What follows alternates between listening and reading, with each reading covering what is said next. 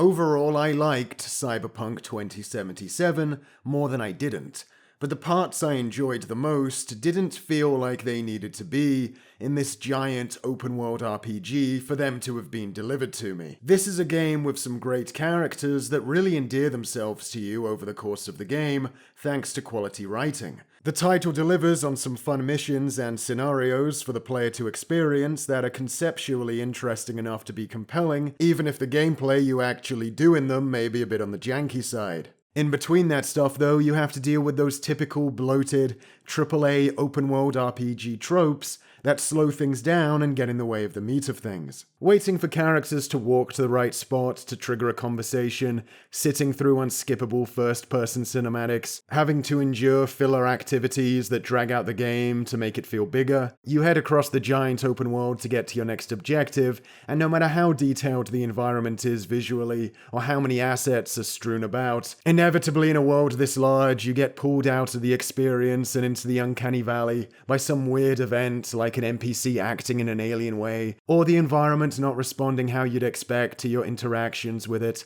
And yeah, that last occurrence is kind of on steroids in 2077, even relative to most games of its kind. In some titles, these tropes may be seen as necessary evils, but here, when I'm enjoying this game mostly because of the relationships a pretty predefined protagonist is building along a pretty set-in-stone storyline, they don't. That doesn't mean a Cyberpunk game based on the Cyberpunk board game shouldn't be an RPG of some kind. I think it should. But as I played 2077, I kept thinking how much better it would have been as a singular polished role-playing campaign rather than this attempt at a giant simulated world. Perhaps a more linear series of events that focused on the good stuff, with a few extras on the side to partake in here and there. Maybe they could have gone for smaller hub-style environments to jump between, which, come to think of it, is something some other popular sci-fi RPGs did quite well. I don't think their open-world sci-fi city simulation is enough of a success to justify itself. Outside of missions, there's just not a lot to do in it except buy cars and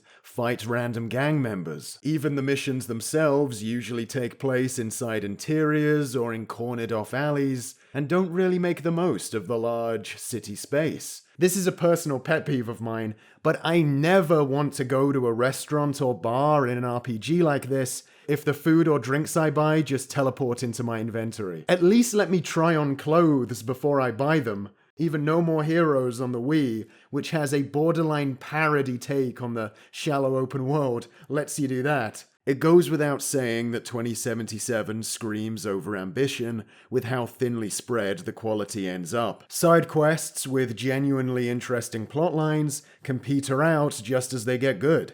You get all the aforementioned time wasting I mentioned before, you have some great romance options, but only a small pool to choose from. The main quest levels are serviceable, decent, but imagine how great they could have been with more focus put on their design. You can focus on a variety of different gameplay styles, but they all end up feeling undercooked on a mechanical level. Meanwhile, there's a lot of extra stuff here that gives the title this veneer of largeness, but ends up being underwhelming. This is the type of game where a side job can have 3 pages describing it ahead of time, 6 files on site explaining to you what went on, 2 or 3 fully voice-acted conversations about it, giving it even more flavor, all while taking place in a whole new part of the city you've never been to before. And then the mission itself is like you go into a building, pick one thing up, and leave in about a minute. This is definitely a jack-of-all-trades kind of game. After playing Ghost of Tsushima last year, which had above-average swordplay for an open-world game, and recently playing through Rage 2, which had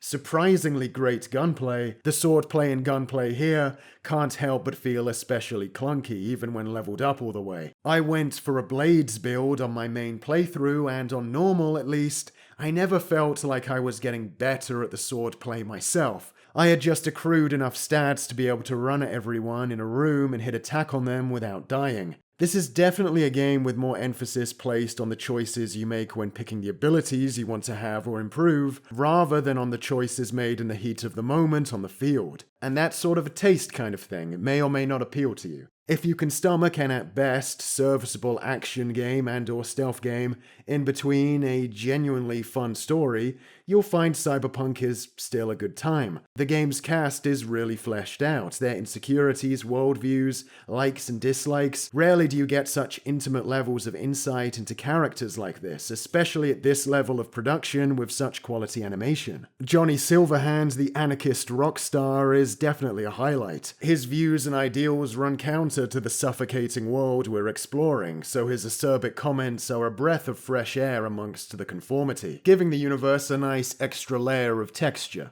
And I think the game does well to let the player draw their own conclusions to start with without his input, before he drops in later on to give you his side of things. The character instantly grabs your attention at that point. Usually I find that using famous real-world faces in a game at best doesn't enhance the experience, and at worst works against it by taking me out of things. But Cyberpunk might be an exception. Johnny Silverhand is a larger-than-life celebrity in the world of Cyberpunk, so using Keanu Reeves as his likeness kind of works in making us the player see Johnny as such. The game has multiple endings, and luckily I felt pretty emotionally satisfied by the one I got on my first time. However, that ending I got isn't available unless you complete some side quests. I ended up doing most of the endings, and I can say the ones available if you don't complete any side content are the least satisfying. I could see the game leaving people with a sour taste in their mouth if they ended things on those default finales. So if you play, I'd recommend doing the extras, which are inherently worth doing anyway,